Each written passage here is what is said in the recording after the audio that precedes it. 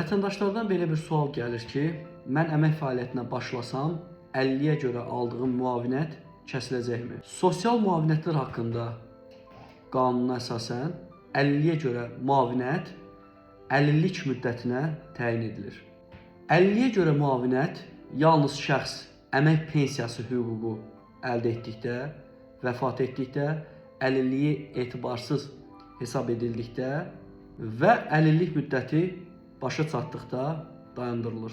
Beləliklə, əmək fəaliyyətinə başlamaq 50-yə görə müavinətin kəsilməsi üçün əsas deyil. Yəni, şəxs əmək fəaliyyəti ilə məşğul olduqda, onun 50-yə görə aldığı müavinət ləğv olunmur. Yaşa görə təyin olunan müavinət isə şəxs əmək fəaliyyətinə başladıqda dayandırılır. Diqqətiniz üçün təşəkkür edirəm.